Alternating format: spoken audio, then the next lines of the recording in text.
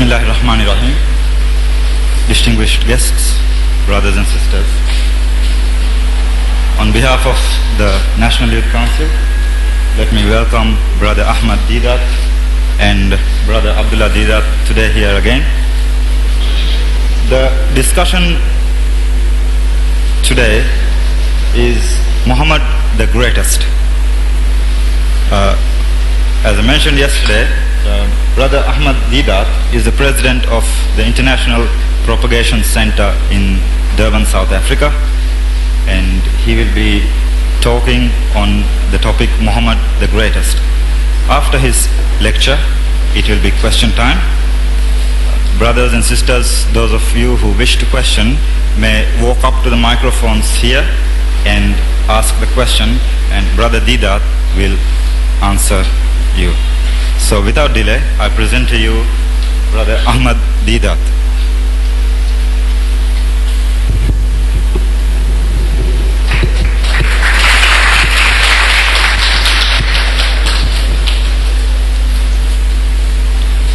أعوذ بالله من الشيطان الرجيم بسم الله الرحمن الرحيم وإنك لعلى خلق عظيم صدق الله المولى العظيم.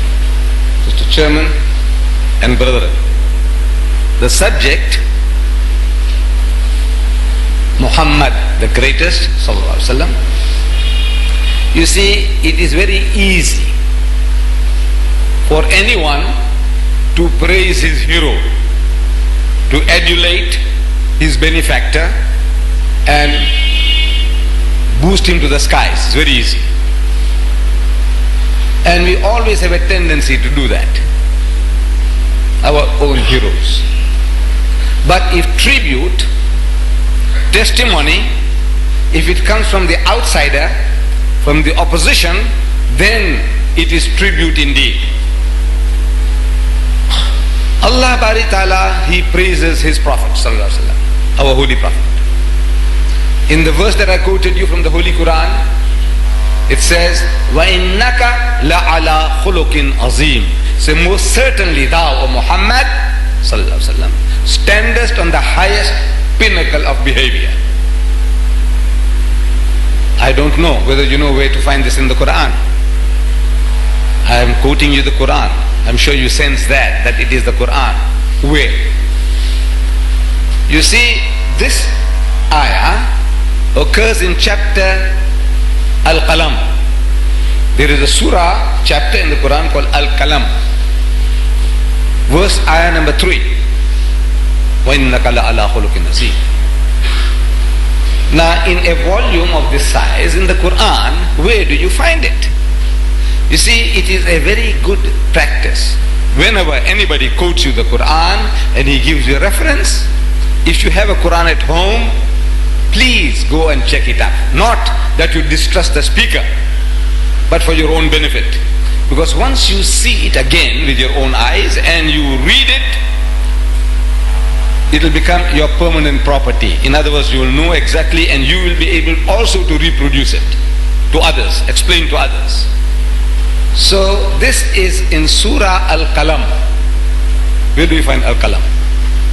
I take it that every Muslim has a Quran at home. Most probably the Arabic Quran. And in the Arabic Quran, the Mashhaf, it's very difficult for us to find, because we are not so conversant with surahs. But if you have a translation, like this one that I have in my hand here, it is by a certain Abdullah Yusuf Ali. This particular Quran, you see, is the most beautiful production that has come out so far. Best translation so far. It has an ayah by ayah translation, verse by verse. Like our Qari, he read from Surah, what Surah? Al-Fatiha. Al-Fatiha means the opening. Now if you don't know where to find, that was the easiest surah to find. You know where, as soon as you open the Quran, begins with Bismillahir Rahmanir Rahim, Alhamdulillahi Rabbil Alameen. Easy to find. Surah Fatiha. But if you didn't know, or Or if you told a non-Muslim that this is in Surah Fatiha, where will you find Fatiha? So in this translation there is an index at the back, just like a dictionary. Under F, look for Fatiha and it will tell you chapter number 1. Easy to find. He looks for Fatiha and it will tell you number 1. Surah 1, chapter 1.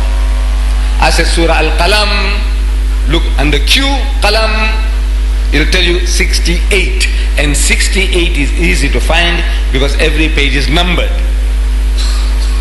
What surah? What surah? Every page is numbered. So once you find 68, ayah number 3, easy to find. That is one way of getting at what I gave you reference. Surah Al-Qalam, verse number 3. There is another way of getting at this ayah,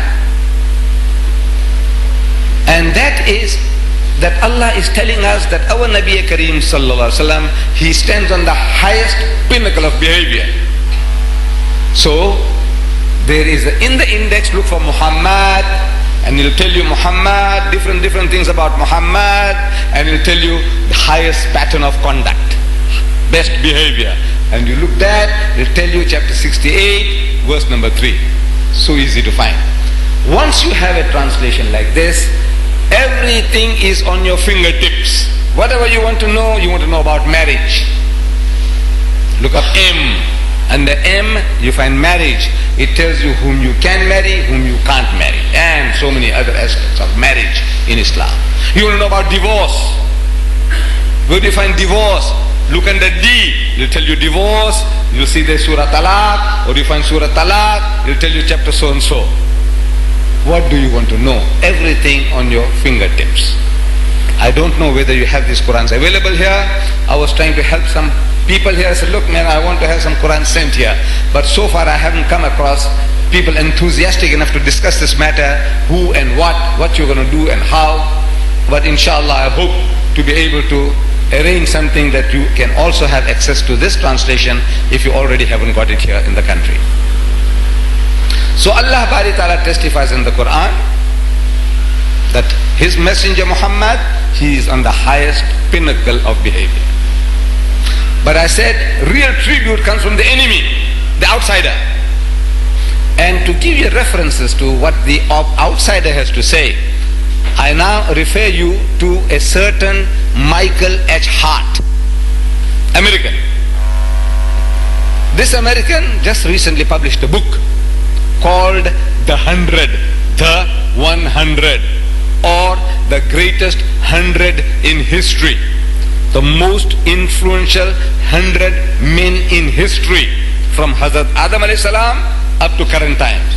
Who is the most influential person? And this man, American, Michael H. Hart, described as an astronomer, mathematician, and historian, he makes a research of the most influential men in history. And he gives us this list of 100 great names. And then he puts them in the order of seniority, greatness.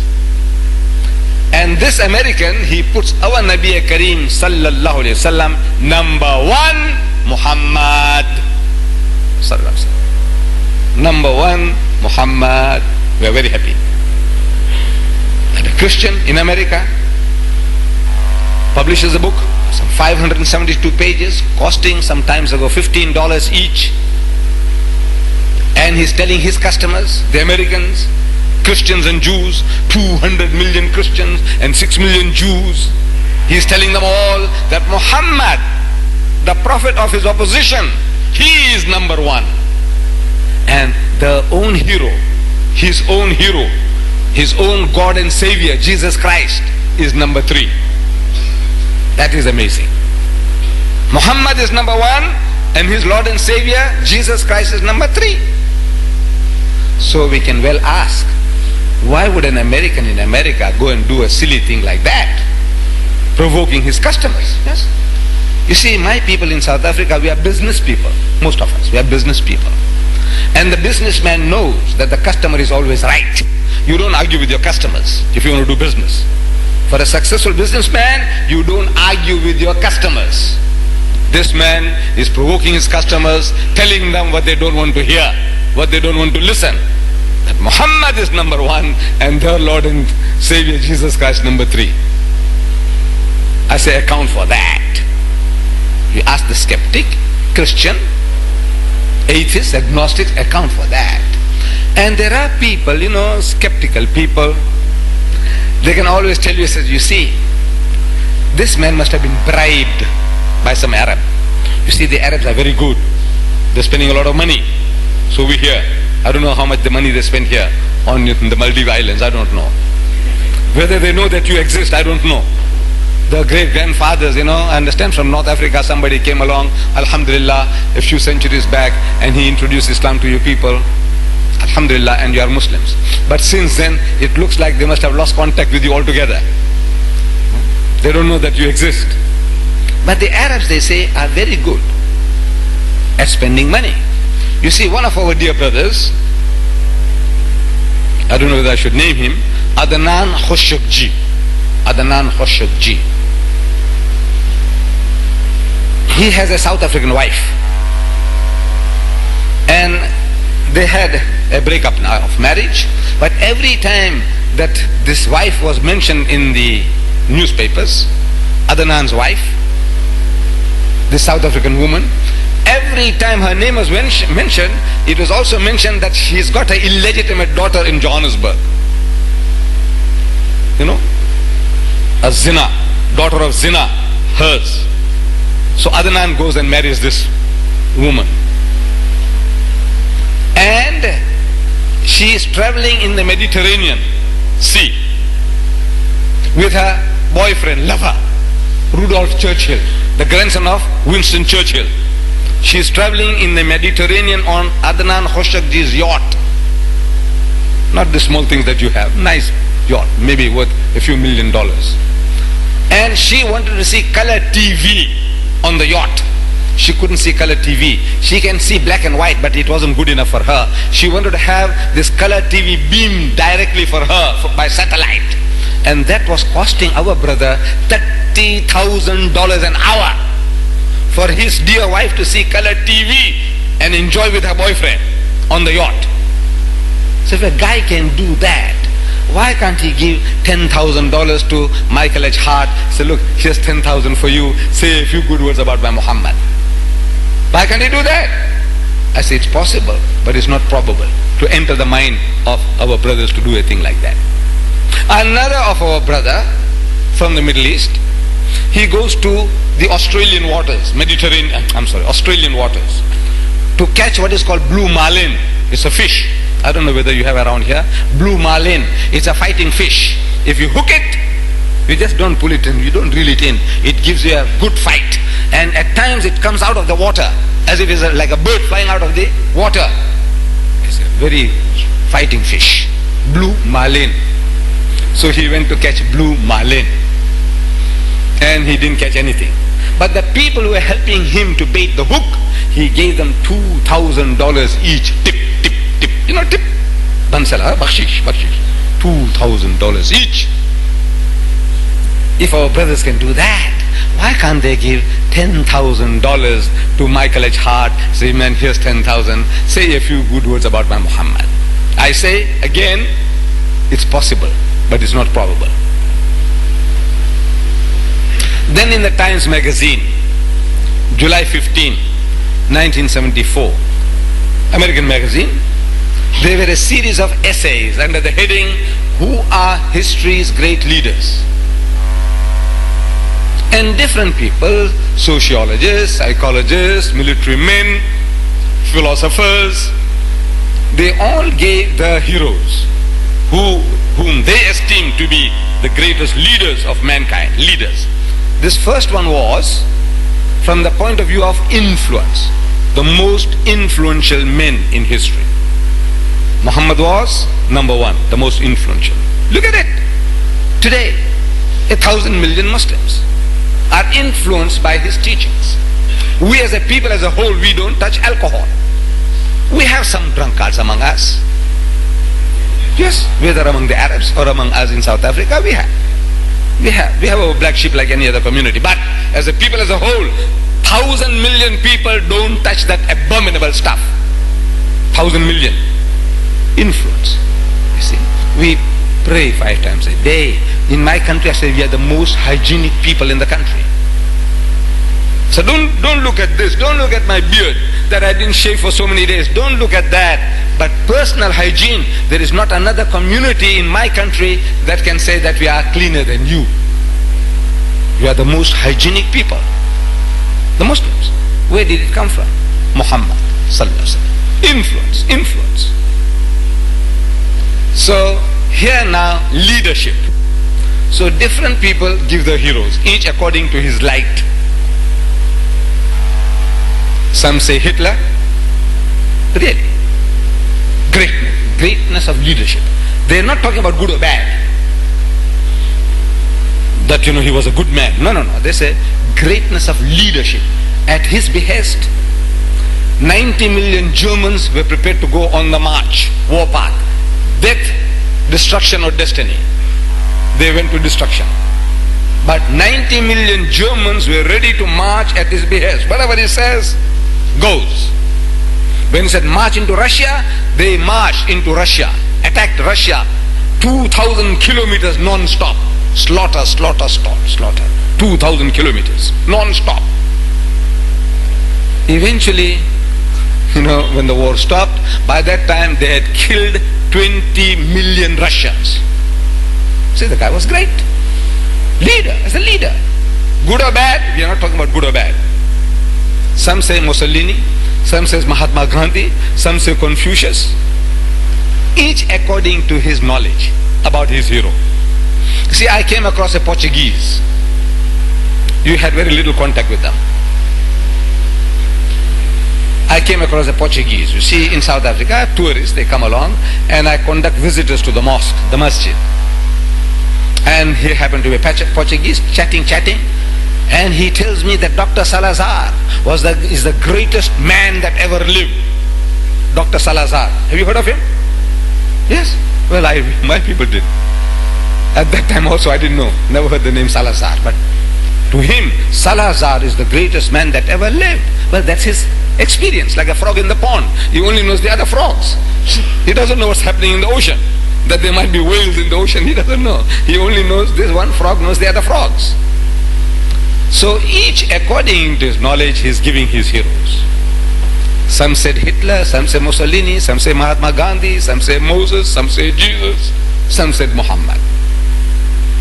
Among all these contributors, there is one by the name of Jules Masserman. Jules Masserman. He is described as a United States psychoanalyst. You know psychoanalysts? People who analyze people's minds. Psychologists. If you are mentally, you're not behaving rightly, they take you to the psychoanalyst. Just a little beyond, too clever, little beyond, this has to be taken to a lunatic asylum. I don't know whether you have any asylums here. You need them? No. Alhamdulillah, you don't need lunatic asylums here. We need them, in the westernized, civilized countries, advanced countries, we need asylums to put people who are too clever. So the psychoanalyst, his job is to find lunacy in a genius. So he is presented with Muhammad and he's looking for lunacy in the man. But he comes to other conclusions. But before he comes to his conclusions, he says that when we are looking for greatness, we must know what we are looking for. I said Muhammad the greatest. That's the subject.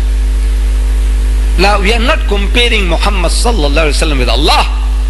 Astaghfirullah. It's man to man we are comparing. We say Muhammad Ali. Heard of Muhammad Ali, the boxer? The greatest. Right. We mean in boxing. Right? In boxing. Somebody else, a Gary player in my country, golfer, greatest golfer we have produced. Maybe you didn't hear about it. But as a golfer, somebody else, greatest philosopher, greatest historian, greatest this and greatest that, depending upon what you are looking for. So this my Jews Masterman, he's a Jew. He's a psychoanalyst of the Chicago University. paid servant of the American government. He is doing this research on his own, and he says, when we are looking for greatness of leadership in a man, we must try and look for three main points. Number one,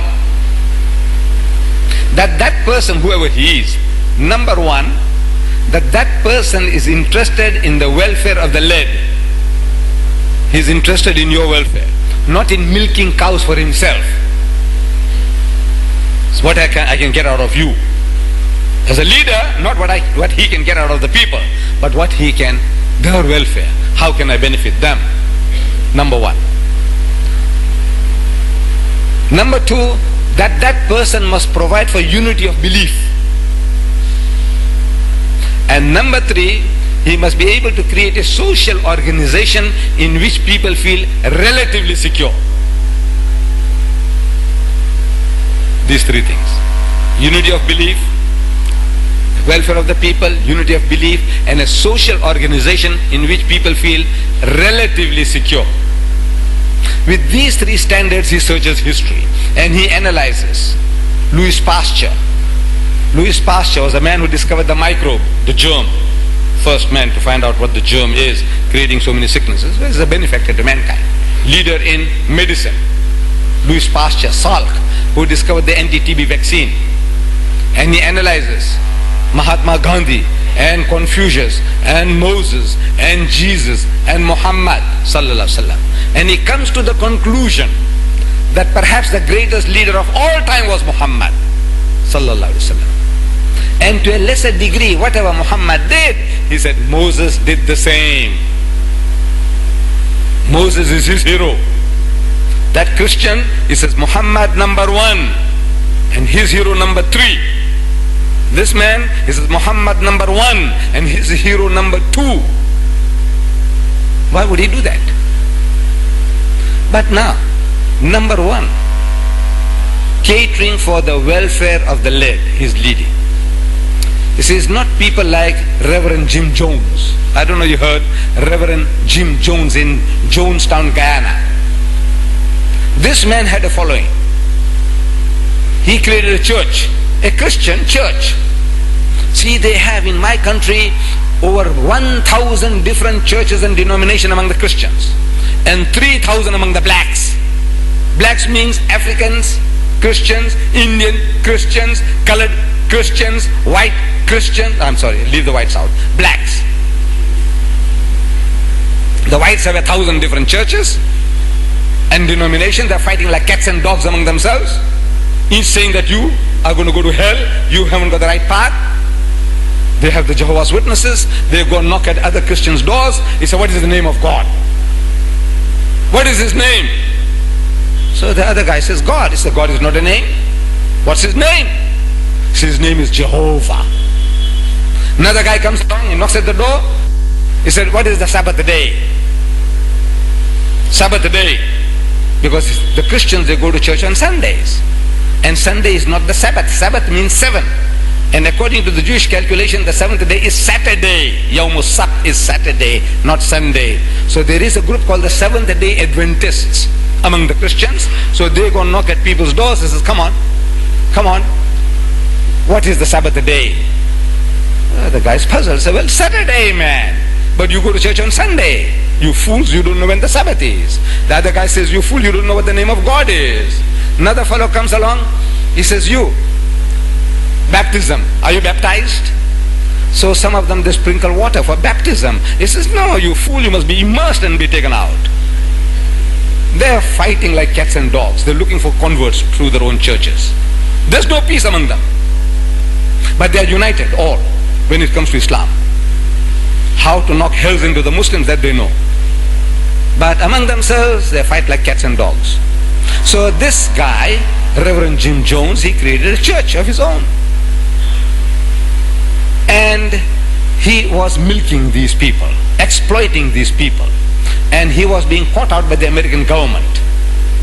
And before he could be caught and exposed, he found that the best way out of his difficulty is to make his followers, everybody, to commit suicide. And he succeeded. His leadership, I think he's the greatest. I think he beats everybody, wallah. A man, there were 910 of his followers on that, in Jonestown. 910. He made 100% to commit suicide. You know, 100% of you, if I told you, say, look, it is night outside, I can't make you to believe it. Now man, what miracles I perform. If I tell you, I said, look, this is not water, this is lemonade. You know, one or two I can bluff you. I said, this is lemonade, I'm drinking. Very sweet, but you know I'm bluffing you. That guy succeeded, 910 of his followers, 100% to drink lemonade. It was lemonade. Laced with cyanide. Cyanide was put inside, and he made everybody to drink. And they all drank, 910, and with him 911, 100% dead. Everybody. And it was found out that in the meantime, this man, Reverend Jim Jones, had salted away in the banks of the world $15 million in his own account. So all these followers were his milking cows. He was exploiting them. So no, whoever the leader is, number one, he is interested in your welfare. Unity of belief. Look at it. We have our little petty differences. Alhamdulillah, you know, you are a unique community among the Muslims of the world. You are all Muslims, alhamdulillah. You are all Shafis, alhamdulillah. You are all one language group, alhamdulillah. Amazing, amazing. You know, this is a unique situation. See, otherwise there are all these problems, racial problems. Where you come from? You have all types of blood mixed in you and you accept it. We are Maldivians. We are Muslims. Finish. The other guy says, I'm a Sayyid, I'm an Afghan, I'm a Pathan, I'm what and what and what not. Shh. I am a Hanafi, this is a Shafi, this is a Malaki, this is a Hanbali. We have our little petty differences. There's no doubt about that. But 1,000 million Muslims as a whole, we believe in the one and only Allah wahdahu la sharik. We all recite the kalima. We say, Ashhadu an la ilaha illallah wa ashhadu anna Muhammad Rasulullah. We all believe 100% that there is but one Allah and Muhammad is his last and final messenger. Unity of belief. And a social organization in which people feel relatively secure. This is the type of community it creates. Relatively you are secure. You don't need dogs to guard your houses. Look, you haven't got dogs. Why haven't you got dogs? Because you got no thieves, no rogues, robbers to knock and break your house down. Why haven't you got dogs? They are good animals, faithful animals for keeping the burglar away. But you have no burglars. You don't need dogs. You don't drink. You don't brawl in the streets because you don't drink. Can you see? A social, I am safe. I feel safe walking around. Whether it's midnight, I haven't had opportunity of walking around at midnight because too many puddles of water.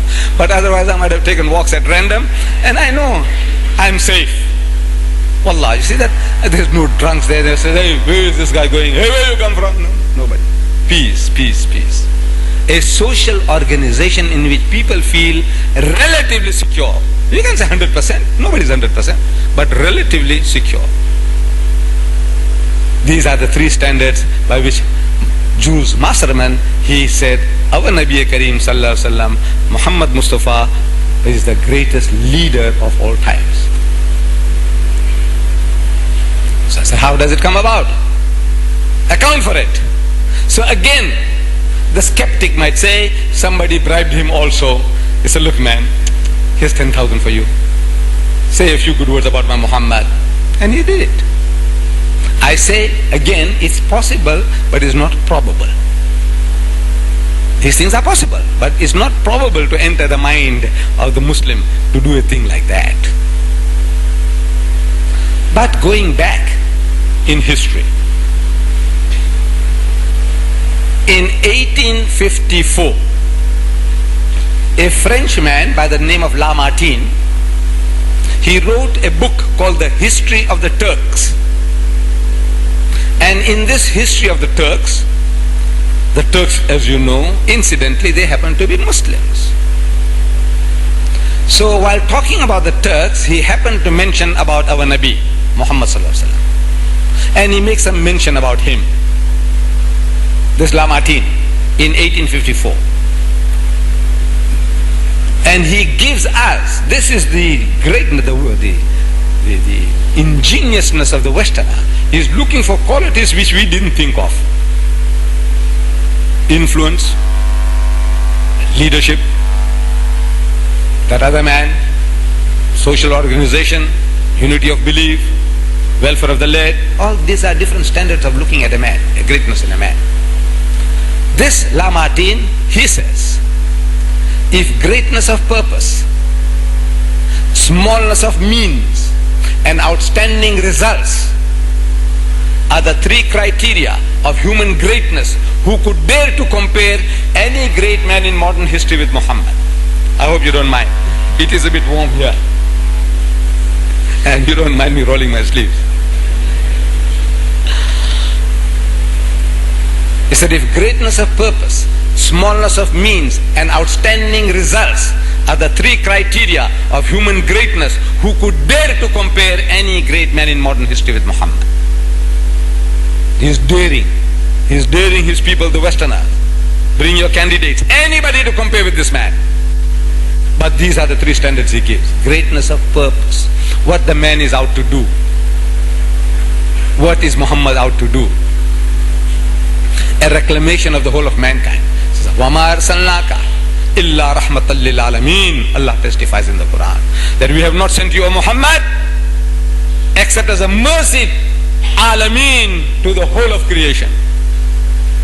We have not sent you but for this, that you are a mercy to the whole of creation. Alameen, alam means the world, and alameen means the worlds.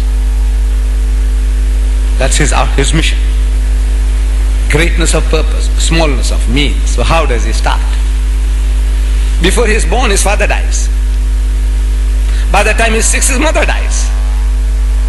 His grandfather, Abdul Muttalib, is looking after the child. Very soon he dies. Then he is looking after his uncle Abu Talib's goat. Once at the age of 12, he went with his uncle to Syria on a trade journey. A 12-year-old lad. No education. No royalty to back him up. No political party to back him up. Nothing. Smallness of means and outstanding results. 1,000 million Muslims today. Outstanding results are the three criteria, standards of judging, of human greatness. So who could dare to compare any great man in modern history with Muhammad? He dares. Produce your candidates. And he ends his beautiful tribute by saying, philosopher, orator, apostle, legislator, warrior, conqueror of ideas, the restorer of rational beliefs, of a cult without images, the founder of 20 terrestrial empires and of one spiritual empire. That is Muhammad. With regards all standards whereby human greatness may be measured, we may well ask, is there any man greater than he? Is there any man greater than he? And the answer is reposed in the question. Meaning, no man greater than Muhammad. The greatest man that ever lived was Muhammad. I'm asking, who bribed him? 1854, the whole Muslim world was in the gutters. Whole Muslim world, except for 3 or 4 nominally independent Muslim states, every Muslim nation was under subjugation. India, my own country, was under the British. Indonesia was under the Dutch. And look all around, the French and the Portuguese, everywhere they had conquered Muslim lands. Mozambique, a Muslim territory, like yours was. It would have just fallen the same way that Mozambique had fallen. Mozambique. Today, 60% of the people of Mozambique are still Muslims. After 500 years of Portuguese rule, Mozambique was a Muslim country. It was the Muslim governor of the place when the Portuguese, with the superior gunpowder, knocked hells in him and captured that part of the world. His name was Musa bin Baik. Musa bin Baik was the governor. But the Portuguese couldn't say this is the land of Musa bin Baik, they'll say Mozambique. That's how Mozambique became Mozambique. Like Jabal Tariq. Jabal means the mountain of Tariq. Tariq was the first Muslim who crossed from Africa into Spain. So they can't say Jabal Tariq, they say Gibraltar. See, Manila. In the Philippines, the Muslim traders were there. There was an outpost, a Muslim outpost, Manullah. With the help of Allah, they reach that distance. Ma'amanullah, this is manillah. So, I said, now at the time in 1854, when the whole Muslim world was under the Christian domination, who bribed Lamartine? Tell us, who bribed him? Today, yes, possible. Not probable, but possible. Who bribed him? No answer. Muhammad must be great. Then, 14 years before Lamartine, for the first time in the Western world, there was one man who had the temerity or the foolishness to give credit to our Nabi. One man, Westerner, the first man, 1840. A fellow by the name of Thomas Carlyle. He is described as one of the greatest thinkers of the past century. He delivered a series of lectures in 1840 in London to his Anglican audience, Anglican Christian audience, under the headings Heroes and Hero Worship. And he chose our Nabi Kareem sallallahu alayhi wasallam as his hero prophet. In his theme of lectures, his hero prophet was Muhammad, not Moses, not David, not Solomon, not Jesus. Muhammad was his hero prophet sallallahu alayhi wasallam. And he gives a lame excuse to his audience as to why he's going to do some justice to this man Muhammad. Why? Because he says, he's telling them, assuring them, don't be afraid. He said, you see, as there is no fear, he says, of any of us, him and his other Anglican Christians, any of us ever becoming Mohammedans. That's the term they use for us. We are Muslims, but they call us Mohammedans, thinking that we are worshippers of Muhammad, which we are not. See, this is the Westerner's sickness. He is a Christian because he is the worshipper of Christ. The worshippers of Christ are Christians. The worshippers of Buddha are Buddhists. So they think the worshippers of Muhammad must be Mohammedans. Good logic.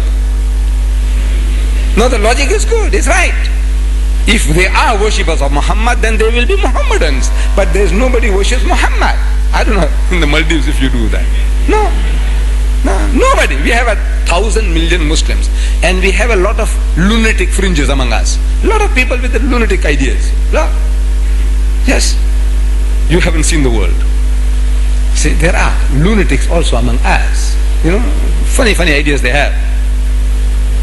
But there's not a single lunatic who worships Muhammad. Amazing. We have a lot of other lunacies, but not the worshippers of Muhammad. That lunacy is not there. 5 times a day, every day of the year, the Muslim is reminded in the azan, Ashhadu anna Muhammadar Rasulullah. He said, I bear witness that Muhammad is the messenger of Allah. Ashhadu anna Muhammadar Rasulullah. He said, I bear witness that Muhammad is the messenger of Allah. He is not God, he is not his son. Don't make a mistake like the others have done. They have made the prophets into gods, they made the heroes into gods. Don't you do that. We are warned 5 times a day, and that warning has gone home. No Muslim ever says Muhammad is God. Anything else? Yes, we'll fight over little things. Yes, but not this. Muhammad is the messenger of Allah. So he says, as there is no fear of any of us ever becoming Mohammedans, I mean to say all the good things about him that I justly can. Because there's no fear. If he feared that anybody will be converted, he wouldn't do justice. Because people in his time were trained to hate the man Muhammad and his religion. They were trained like dogs are trained in South Africa to hate black people. Dogs are trained. The dogs are colorblind. Of course you won't know. You have no dogs. Dogs are colorblind. They can only see black and white and shades of gray. So you can train the dog to do many things, many tricks, but you can't make them to recognize colors. Because to him green and blue means the same, and red is the same. Like in black and white TV. So they train dogs in my country to hate black people. You want me to tell you how? But of course you won't need it. You have no dogs here. But you want to know how they train dogs to hate black people. They train them. So the white man, the Christian in the West, was trained to hate the man Muhammad and his religion. Trained. He gives us example in his lecture about a certain great writer of his time, historian, by the name of Pop Cocky, full of Pop Cocky was his name. This Pop Cocky wrote a book in which he writes about our Nabi Kareem Sallallahu Alaihi Wasallam, the Holy Prophet Muhammad. And he says in this book, that Muhammad had trained pigeons to pick up peas from his ears, And this Muhammad gave out, saying that this is the Holy Ghost, Akhi Jibreel, coming and talking to him, bringing wahi, the revelation, the Quran, in his ears, picking up peas. So he was asked, this Pop Cocky was asked, where did he get this? This idea that Muhammad had trained pigeons. Of course, he got it from the Bible. You see, in the Bible they read that when Jesus Christ was baptized in the river Jordan by John the Baptist, the Holy Ghost came from heaven in the shape of a dove, pigeon, alighted, and a voice was heard, "This is my son in whom I am well pleased." So he says, now that idea of the Holy Ghost coming like a dove, pigeon. So they said, well, Muhammad he did also. He trained pigeons to pick up peas from his ears, and put a pea in the ear, and the pigeon is trained to pick it up, so it comes along trying to get it out, and it gets it out, it's happy, it goes away. So Muhammad said, you see, Allah has sent Akhi Jibreel to me, and he told me to tell the people, Alhamdulillahi Rabbil Alameen, Ar-Rahman Ar-Rahim, Malik Yawmiddin. That's what he was giving out. What the pigeon was, he was shooting it himself, concocting it himself, but now that's what he says, the Holy Ghost, Jibreel, Akhi Jibreel. So he was asked, where did you get this from? He said, no, nowhere. But surely, man, you must have some authority for making statements like this. He said, no, I just felt like writing it. He just felt like. Amazing sickness. You just feel like writing anything, you write anything because it's Muhammad. They have written, I've got here some facts here, 60,000 books against Islam since 1800 and 1950, some 60,000 books against Islam. This is the pastime, this is the pleasure. Professor Edward Said, he is an Orientalist, he is not a Muslim, a Palestinian Christian. He writes in the Times magazine that 60,000 books have been written by Christians against Islam. Do Muslims do that? Have you got time for that? What a thing to do. There's nothing else to do. 60,000 books have been written. And when we talk anything, say, the Muslim is very hard. He's attacking us. When you question them, they say, you're attacking us. We are only asking because they are telling us that we're going to go to hell. And we don't want to go to hell. Who wants to go to hell? Who wants to go to hell? Not even the Hindu. Not even the Zoroastrian, he worships fire, but he doesn't want to go inside. Nobody wants to go into the fire, but now they want to send us to hell. They said, look, we don't want to go to hell. They want to save us, but now look, what are you offering us? How are you going to save us? We want to know. So when you start questioning, they say, you're attacking. They can say what they like about the Prophet of Islam, about Islam. They say what they like and they get away with murder. But you dare not question them. The most intolerant people, they are the most intolerant people. We listen to all types of rubbish from everybody. And we can smile it off, or we say, no man, you have got it all wrong. But the most intolerant of people are the Westerners. They are the most intolerant. They want to give you no peace. They want to pervert you. They are terrified of you. You know that? You're a small nation. But you see, in the ultimate, the people who rule this world, according to Allah's law, will be the righteous, the God-fearing. See, all the civilizations in the world that have gone down, the Roman civilization, the Islamic civilization, every civilization you can think of that went down, it didn't go down for lack of guns or weapons. Morality was the downfall. The Roman Empire, morality.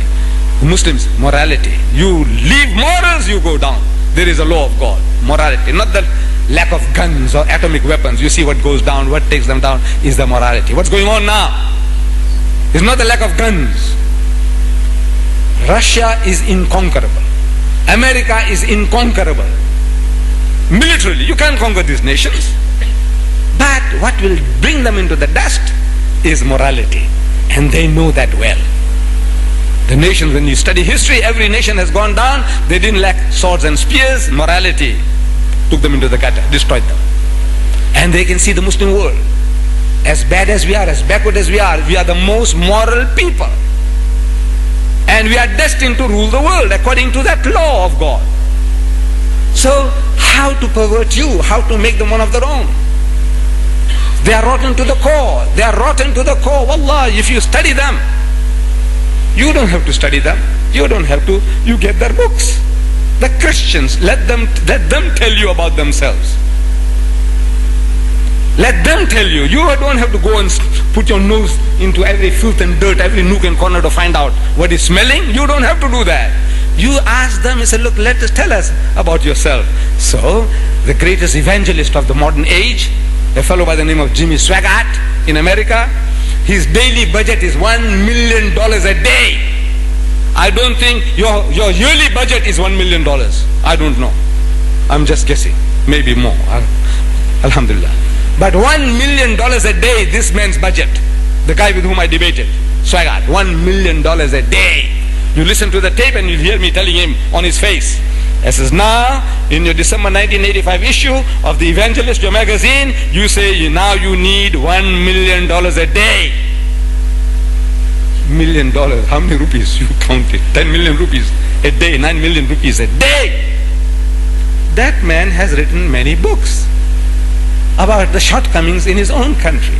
Here is one. Incest. He has written this. Incest. You know what's incest? Do you people know? All of you know incest. Those who don't know what is incest, please put up your hands. You don't know what's incest. No, there's nothing to be ashamed of. Wallah, nothing to be ashamed of. A lot of simple words sometimes people don't know. No. This is a technical word, hardly used. You see, when you go along with somebody else's wife or daughter, you do zina, adultery. That's called adultery. Somebody else's wife or daughter, out of marriage, you go along with other people's wives and daughters, that's adultery. That's zina. You know zina? Yes. But if you go with your own mother and sleep with her, your own mother, you use your mother as your wife, you call that incest. Now you understand what is incest. You go and cohabit with your own sister, that is incest.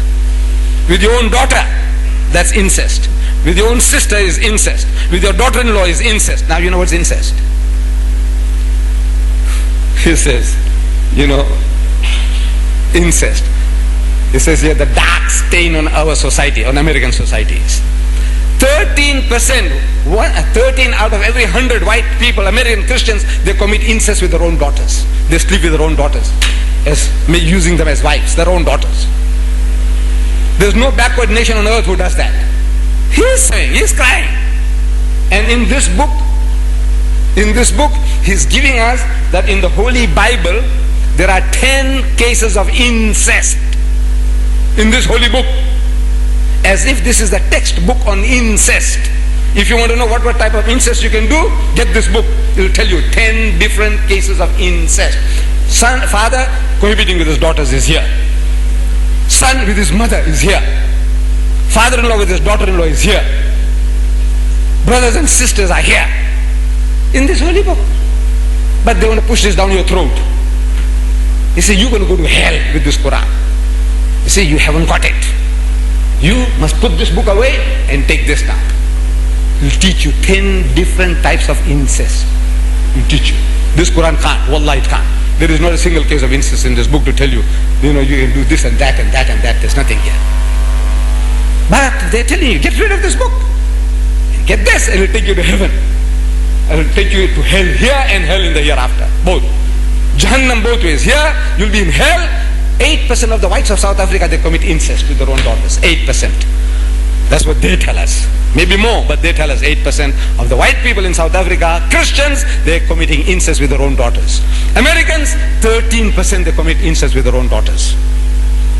And that nation is worried about you, want to take you to heaven. They are in hell now, and they want to take you to heaven.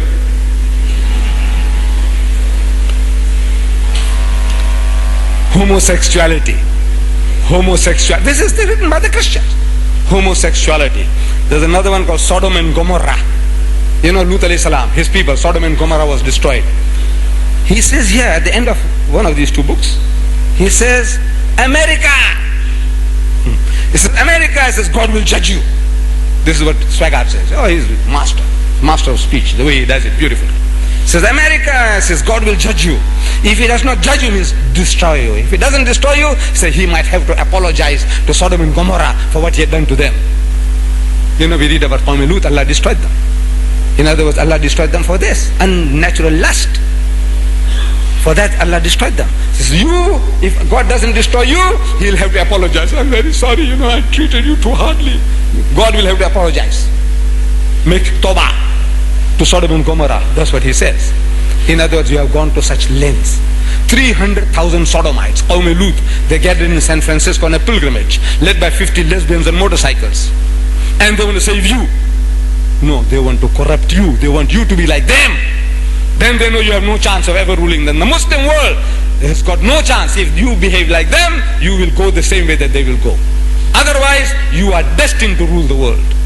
Allah is telling us in the Quran, He's given you a deen. He said, لِيُزَهِرَهُ عَلَى الدِّينِ كُلِّ. A deen that is to master, overcome and supersede them all. Kulli. Whether it be Hinduism, Buddhism, Christianism, communism, every ism, Islam is destined to master them all. So وَكَفَى بِاللَّهِ شَهِيدًا. And enough is Allah as a witness to this fact that is going to make his deen to prevail with you or without you. But this is the destiny. How to undo that destiny? Very easy. Come and corrupt you. You want to teach you. You people don't know how to dance. Huh? See, look at every Christian nation. In Africa, they shake their bumps just like the white man. Same, worse. Striptease. They do striptease. You know that? Christian nations, they want you to do the same. What is this clothing you're wearing? This Africa, you must be lightly dressed. See, in South Africa they're wearing skins. Now they don't wear skins, they wear bikinis. There's tangas, I think you see some of them here. Tangas, G-strings. Just a G-string is enough for them. That's right. Even that is not necessary, for your climate. Look, the humidity, I had to take off my jacket. Yeah, they want to destroy you. So this guy, Thomas Carlyle, he says he's doing justice to the Holy Prophet Muhammad, and he did some justice because there was no fear. And he says the word of such a man, he says to the Arab nation, it was as a birth from darkness into light. This book of God, this Quran, this Wahi, this revelation, this message that Muhammad brought, it is as a birth from darkness into light. It's Arabia first became alive by means of it. A poor shepherd people. A poor shepherd people. Roaming unnoticed in its desert since the creation of the world. Nobody gave them a second look. Those barbarians, the Arabs. Nobody gave them a second look. Alexander the Great, if you read history, he passed them by. Rubbish. You'll say, I know these Arabs are rubbish. Nobody's interested in that. The Persians passed them by, the Romans passed them by, every nation just passing them by. Rubbish, human rubbish. Liability, anybody will take them up, it will be a liability. This is a poor shepherd people, roaming unnoticed in his desert since the creation of the world. See, the unnoticed becomes world notable. The small has grown world great within 1 century afterwards. Arabia is at Granada on this hand, at Delhi on that. Glancing in valor and splendor and the light of genius, Arabia shines over a great section of the world. Says, belief is great. Belief, iman, yaqeen is great. Life-giving. The history of a nation becomes fruitful, soul elevating, great, so soon as it believes. He said, is it not as if a spark had fallen? One spark on a world of what seemed black, unnoticeable sand. But lo, the sand proves explosive powder, blazes heaven high from Delhi to Granada. This is what Muhammad's teaching did. I'm asking, who bribed Carlyle? No. Testimony, greatness really lies in coming from the mouth of the enemy. What the enemy has to say, we can say good things about our hero. Great things, exaggerations we can. Everybody can. But when it comes from the opposition, It's the opposition, what he's telling you, confirming what Allah says, وَإِنَّكَ لَعَلَىٰ خُلُقٍ عَظِيمٍ. So most certainly thou, Muhammad, standest on the highest pinnacle of behavior.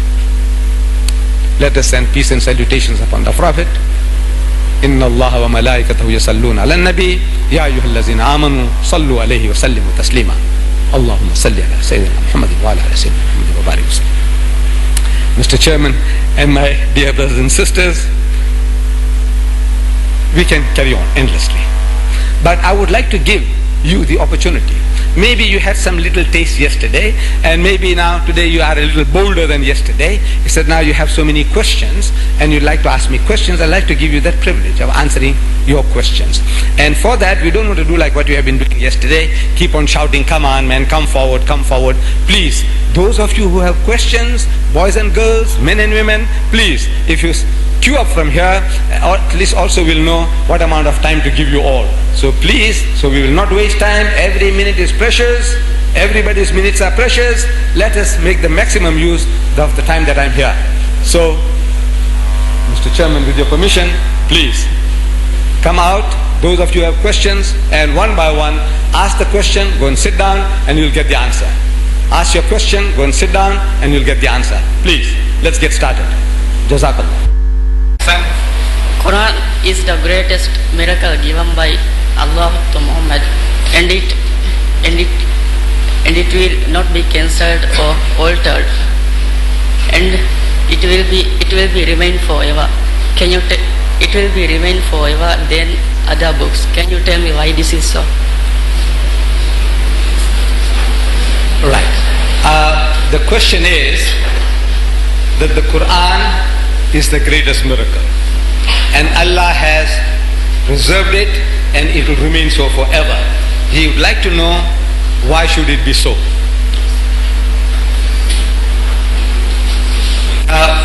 This is Allah's kalam, is the last and final revelation of Allah Bari Ta'ala.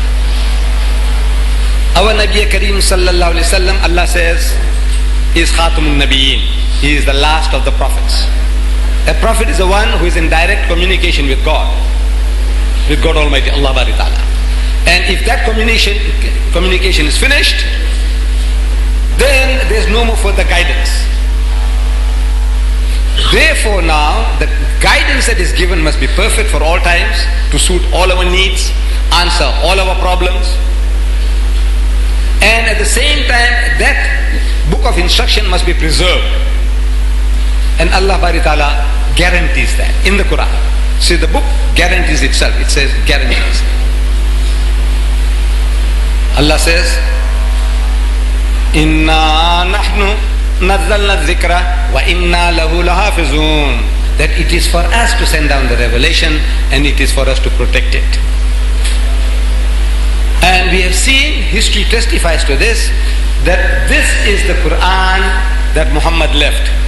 Not this printed in Durban, South Africa, but the contents inside is the same Quran, word for word.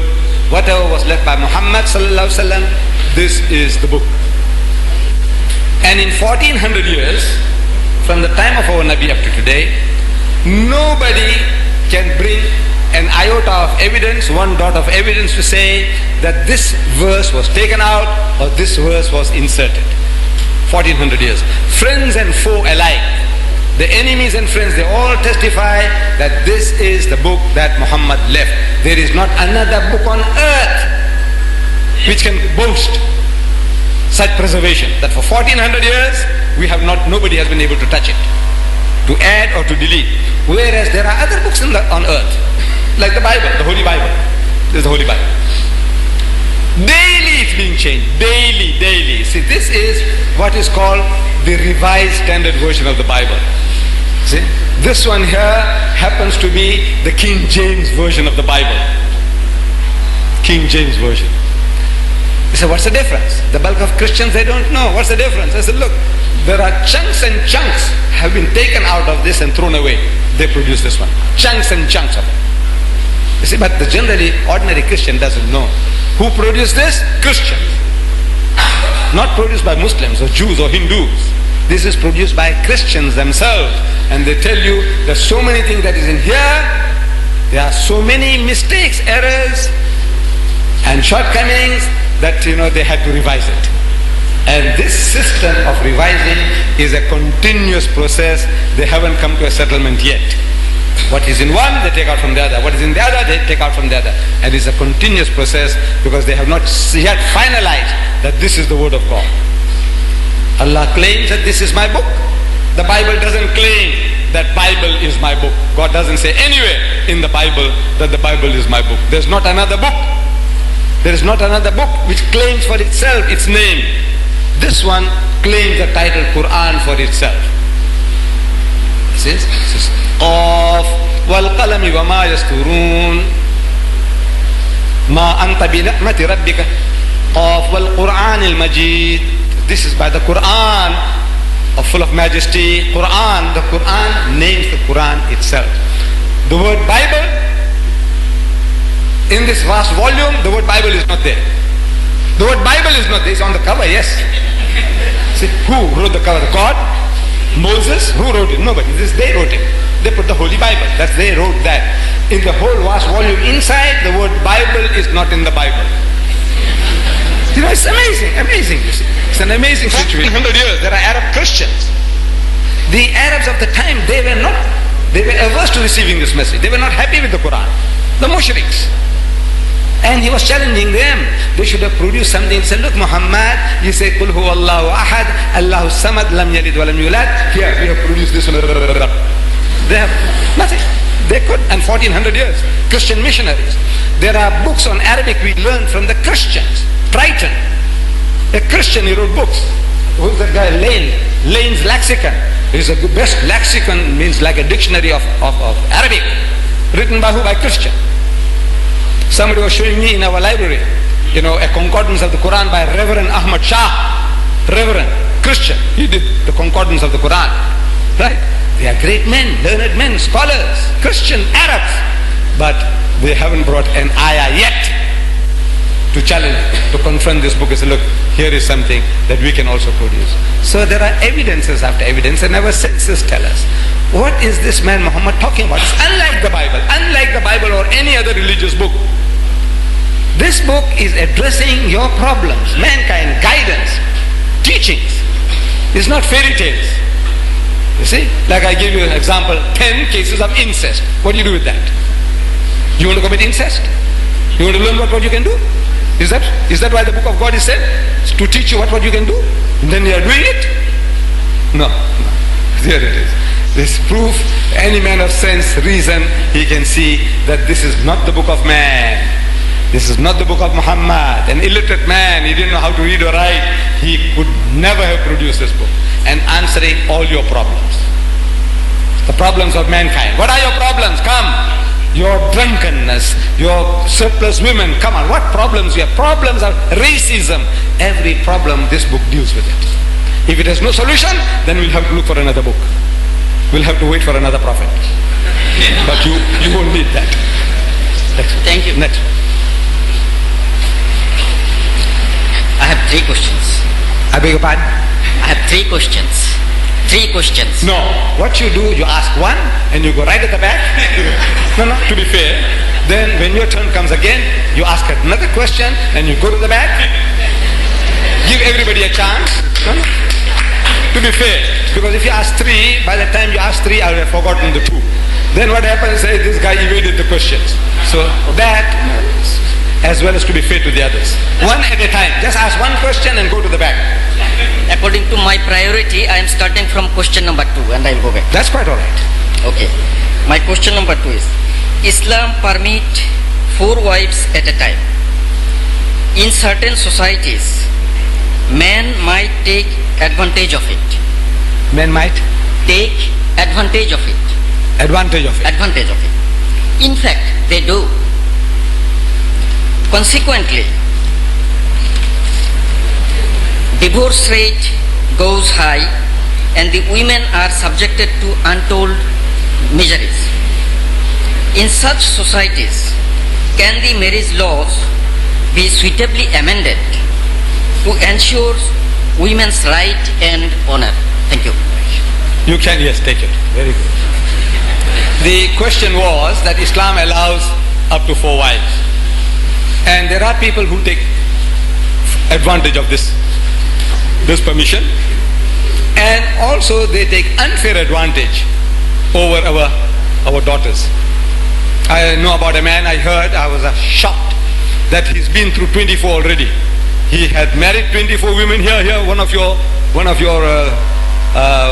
Maldivites, he married 24 women, and he divorced one, and then he married another, and he divorced her, and he married another. 24 he has gone through already. And he's got a license. It looks like, your country and your nation gives them the license, and your people, I don't know what has happened to your brains. How can you give your daughter as the 25th? How can you give your sister as the 26th? There's something damn it all wrong with you. And this guy is not the handsomest of fellow. If you look like me too, it might be different. He's not like you. What's wrong with you people? He's not the richest of men, he's not the handsomest of fellow, and he's been through 24 already. Now, I said, look, it's not the fault of the women, it's you, men, people. Your fathers and your brothers, there's something wrong with you. I don't know how you can be bought off so easily. Islam allows, Allah tells us, marry women of your choice by 2s and 3s and 4s, but if you cannot do justice between them, marry only one. The only religious book on the face of the earth which has this statement, marry only one, is the Quran. There's no other book on earth which says marry only one. So justice is required. Can you do justice? If you can't, you're tempting providence. Then the law has got to come into effect. If there is a Khalifa of the time, the woman has a right to go and complain. He says, look what this guy here, he married us 3 or 2, and now look, he can't even feed the children, he doesn't work, he's sitting in the masjid reading the tasbih, wasting time, starving the children. He says, Hazrat Umar would have done it right. He did it. There was a man, Sahaba, Muslim, good man, he's sitting in the masjid. Every time he goes to the masjid, he finds this man sitting there, Subhanallah, Subhanallah, Subhanallah, tasbih. What do you call it? Tasbih. Yes, tasbih, tasbih, shh, shh, salat, tasbih, tasbih. He goes again to the mosque, he finds the guy sitting there. So Hazrat Umar comes to him and says, what do you do? So, no, I'm making subhanallah. He said, don't you work? Have you got wife and children? He said, yes. So what the hell are you doing here? Huh? Come on, get out, go and do work. Caught him by the scruff of the neck and threw him out of the masjid. Yes, go and work, man. Your wives and children have a right over you. Your neighbors have a right over you. The community has a right over you. What are you doing in the masjid? So, if there is a Khalifa or the judge, I'm sure you have a Qadi. You go to the Qadi and says, look, this guy here, this is what he's doing to me. You have a right to make demands. Whatever Islam gives you, you have a right to ask. If you don't get it, the guy should be put in jail, prison. Yes. But this is a solution to certain problems. There are times in this condition of different nations, like in America, there are 8 million women who can't get husbands. Even if every American got married, every male, still 8 million women can't get husbands. So what you do with them? So these women are breaking other women's homes.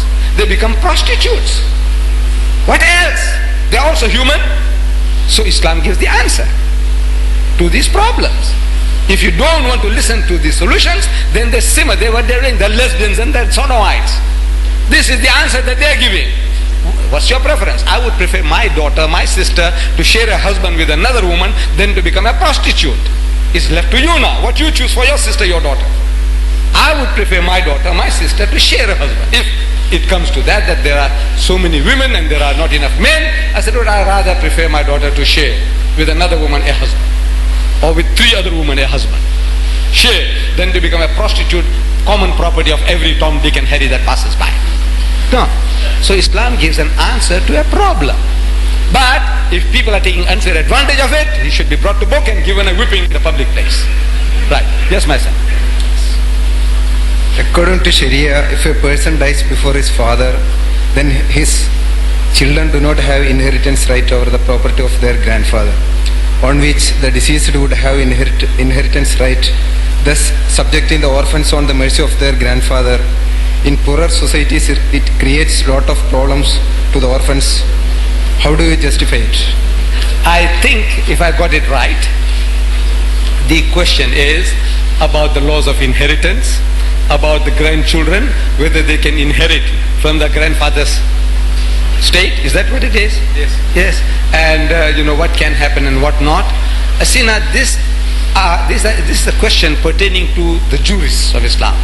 People who do this justice, who do Sharia, fiqh. I am an expert in comparative religion. I haven't been to a Darul Ulum. I didn't go to a college or university, nothing. You see, I have been talking, experience brought me to this position. My experience has been with Jews, against Jews, Christians, Hindus, atheists, agnostics. Now, when you have problems of that nature, you say, look, the atheist said this. The Christian said, why don't you eat pig? Anything like that, you come to me that this is what the Christian said, this is what the Hindu says against Islam. What is the answer? Most probably I'll have it for you. But when you ask about fiqh, I haven't been to the Al-Azhar. Our Sheikh, our Sultan, our president, he's been. And I saw him on video that there were a group of people questioning him, firing him with question. And I can assure you that he'll be able to do a better job, not against Swagat, but in answering your question. He'll do a better job than what I can do. So wait for the next opportunity when there is such a meeting that your president, Ma'mun Abdul Qayyum, when he is allowing people to question him, you be there and you fire him. Okay? Yes, with a question. With a question. Fire him with the question. And if he refuses to answer, you write to me. Then I'll write back to him. Alright? Yes. Some of us have heard that you have met the Pope. Could you please give us a brief of your meeting with the Pope? I think the question is, our brother seems to have misunderstood. I met the Pope and he wants me to give an explanation of what happened when I met His Holiness, the Pope, Baba, in Rome. You see, His Holiness the Pope, there was some relationship between me and him, but it was all by correspondence. Personally, I haven't met him yet. You see, His Holiness the Pope, the Arabs call him Baba. They call him Baba. When he went to Turkey, he made a pronouncement, and I'm quoting him. He said, we must have a dialogue with the Muslims. When he went to Kenya, he said, we must have a dialogue with the Muslims. When he went to Nigeria, he said, we must have a dialogue with the Muslims. What is a dialogue? A dialogue is a two-way process. We have certain problems and we discuss. You make your contribution, I make mine, and we come to a solution, answer to the problem. That is the dialogue. Is that what he's telling the people? No. Actually, he is playing a game. He is a master psychologist. This Pope, this present Pope, is the most popular Pope they had in 1,000 years. He is the most psychological Pope in 1,000 years. This Polish Pope. Wherever he goes, I give example, he goes and kisses the ground and he makes the Muslim happy, he makes the Hindu happy, he makes the Christian happy. Master psychologist. When he says about dialogue, he is actually telling his people, go and convert the Muslims. But he doesn't use the word convert, because if he uses the word convert, the Muslim is going to react. Because when his priest will come along with his dog collar, the collar turned upside down. He says, good morning, good morning. Straight away he's come to steal your children, want to come to pervert your children. So you say, get rid of him somehow. Some excuse, get him out of the house. But if he talks about dialogue, you can't say no. Because Allah tells us to have a dialogue with him. In the Quran, Allah says, Qul, tell them, Ya Ahlal Kitab, O people of the book, O Jews and Christians, ta'alaw, come. Ila kalimatin sawa'im bainana wa bainakum, that we come to common terms as between us and you. Let us get onto a common platform. Let's come to some agreement. About what? Say, Allah na'budu illallah, that we worship none but Allah, wala nushrika bihi shay'an, and that we associate no partners with Him, wala yattakhiza ba'duna ba'dan arbaban min dunillah, and that we do not take from among ourselves lords and patrons other than Allah. Fa in tawallaw faqulu ashhadu bi anna muslimun, but if they turn back, tell them that we are Muslims, we have submitted our wills to the will of Allah. This is Allah is telling us to have a dialogue with Him, and He wants to have a dialogue with you. We can't say no, but He doesn't mean that. I knew the game that He was playing. So I wrote to him, I said, Your Holiness, His Holiness, respectfully, you are talking about dialogue. I said, look, I am prepared to come along and have a dialogue with you in St. Peter's in Rome, in your own hometown, in your own home. I've been there. See, once before, I passed through Rome, I went to the Vatican, and I've been to the St. Peter's in Rome. Huge church, huge. It's unimaginable in size. Unimaginable. And there's a huge square in front of that St. Peter's. I said, now that's the right place. You tell me when, I am prepared to come down. You talk about a dialogue, we want to have a dialogue with you. Because the Quran tells us also have a dialogue with you. We want to have a dialogue. No reply.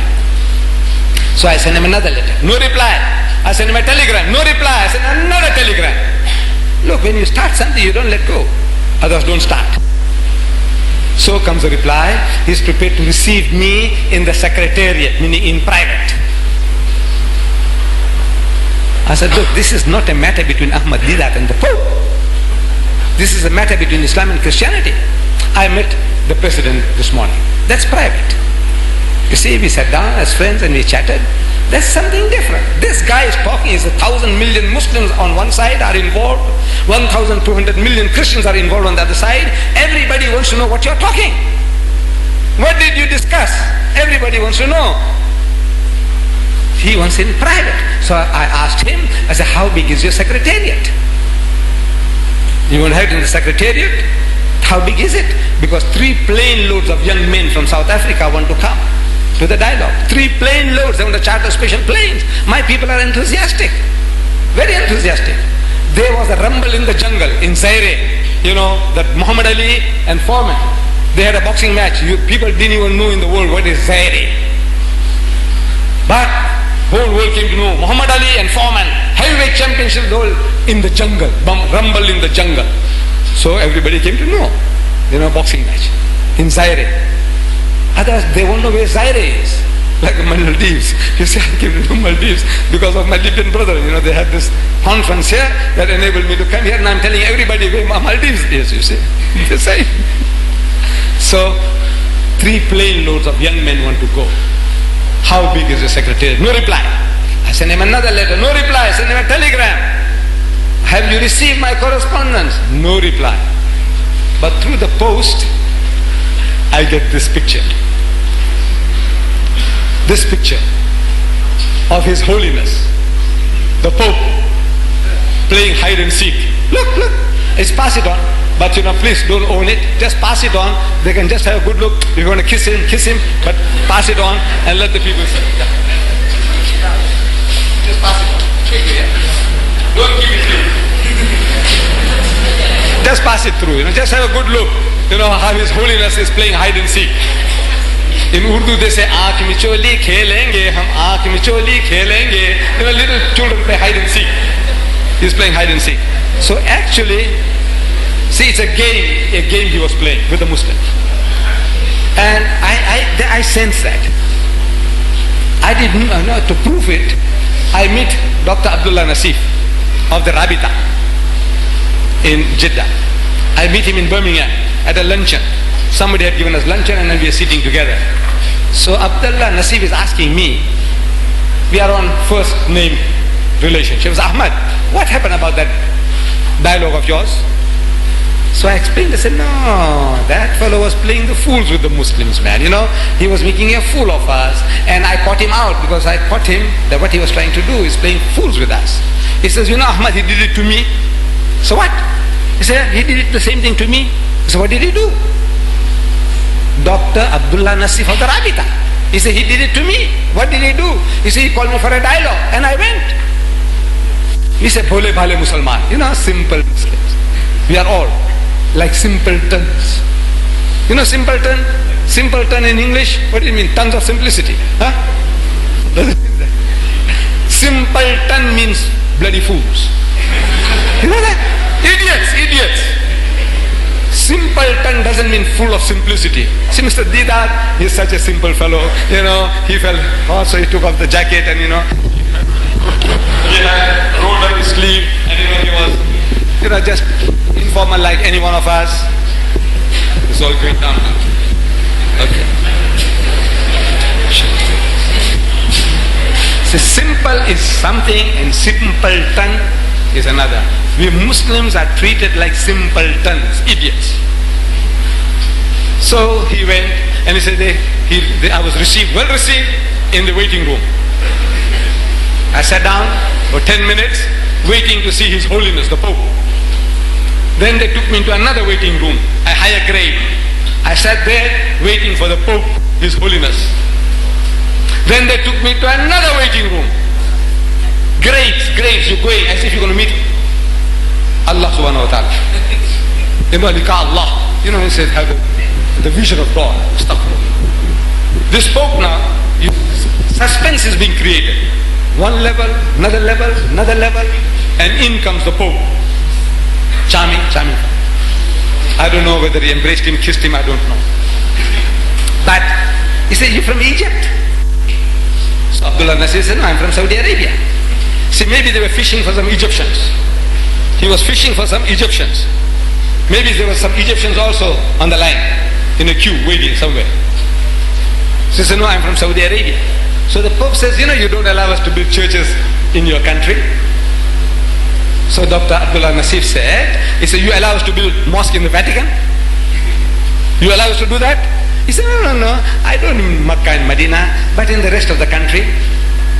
He said, look, we allowed you people freedom of religion for you people to have your services, but you have been using each and every place of worship as a center for Christianizing the Buddhists from Ceylon, from Korea, and the people from the Philippines, from all over the world. When they come, the Hindus and all, you're trying to Christianize them all.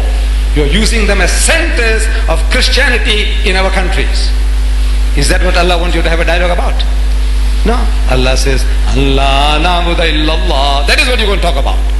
Not about, the fishes are too expensive, can't you reduce the price of fish, or the price of oil, or the price of onions in your country? Is that what you want to talk about? No, Allah tells you what to talk about.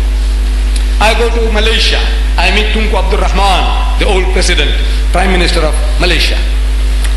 So he also came to know around that time. He said, look, Ahmad, what happened about your dialogue with the Pope? I can't blame the young man from asking the same question. Everybody was, what happened? So I told him what had happened. He says, the guy did it to me. I said, what did he do to you? He says, he called me for a dialogue. And he says, I went. He's catching everybody out. He's making fools out of everybody. The Muslim is so simple. He says, a dialogue. What dialogue? Of the missionaries, these Catholics were caught drugging. And death penalty is the penalty there for drugs in Sabah. So I said, look, can't you intercede on our behalf to the Sabah government to let our people go? Is that what Allah wants you to have a dialogue about? No, they have been making fools out of us left, right and center. And if you allowed that guy to come into your country, wallah, you would have started an opening of a rot. Cancer in the country. I don't know who made the decision to keep the fellow out. I said, keep them out. They want to pollute you, pervert you. If they want to have a talk, they say, look, my uncle Deedat is there. We'll send him over. I'll go and do the talking for you. Keep them out. Any Americans say, look, you go and arrange the meeting in the Madison Square Garden and we'll send Uncle Deedat there. You talk with him there in your country. Inshallah.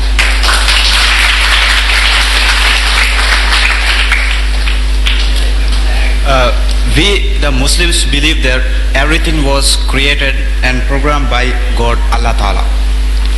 And we also heard that life history of a human being is written and programmed before his birth.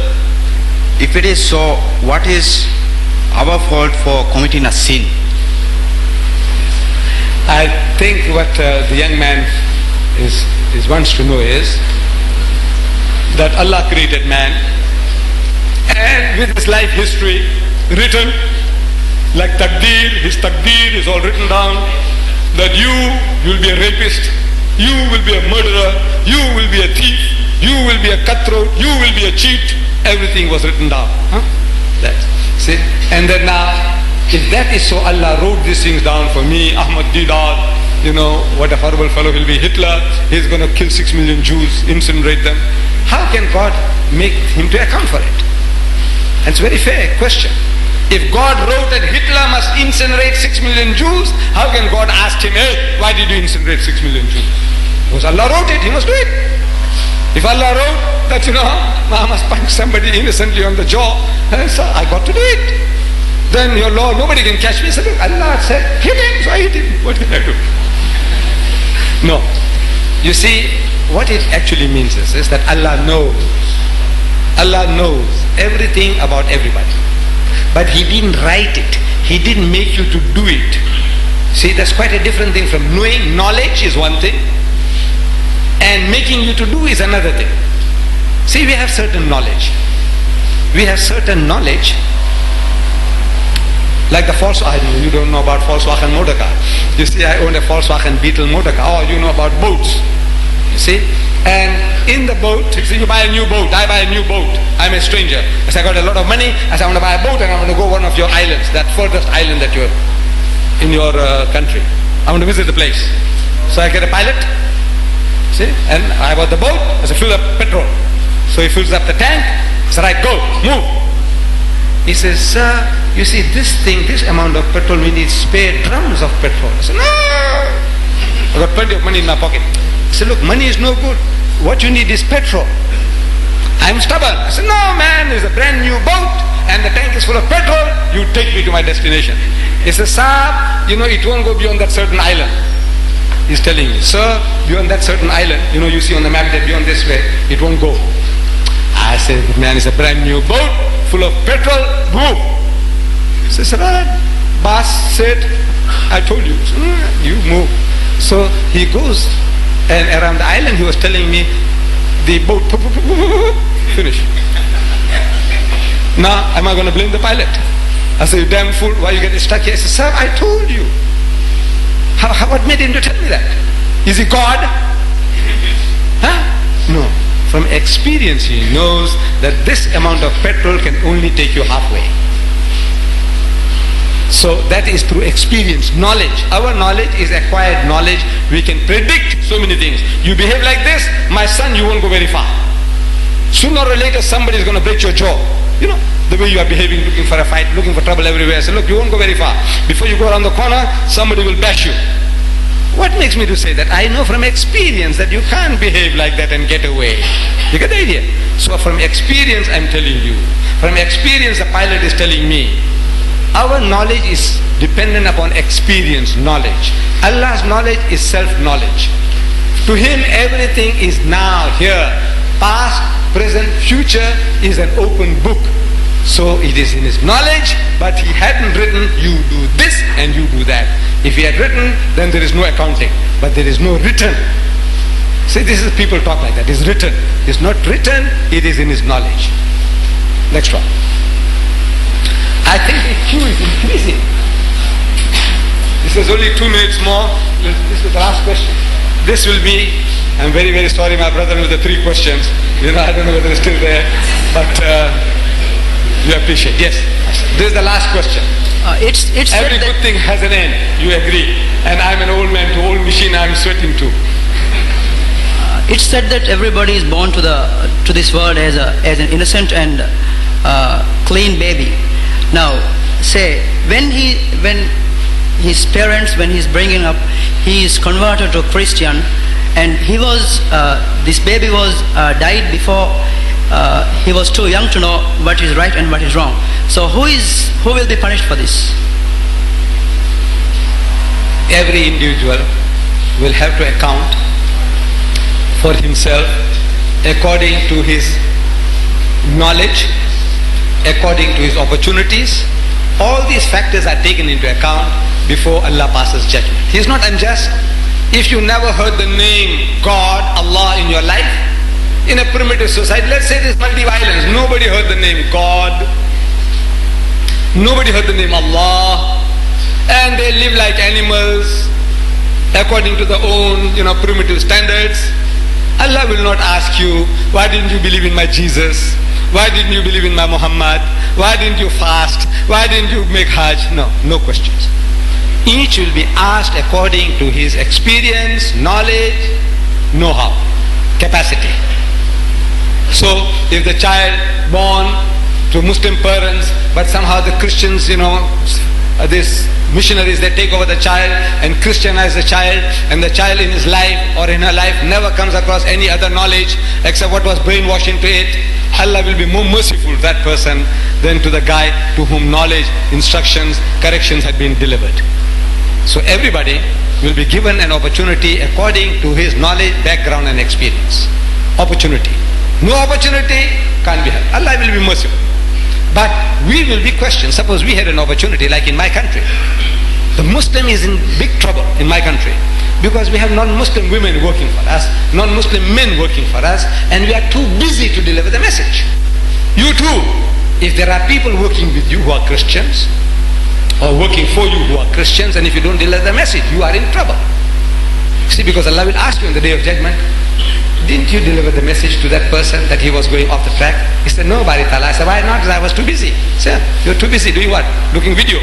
Did that videos. Huh? That's no redeeming grace. You will do that videos. You are in trouble. So everybody, according to his opportunity and capacity, he will be judged. Inshallah.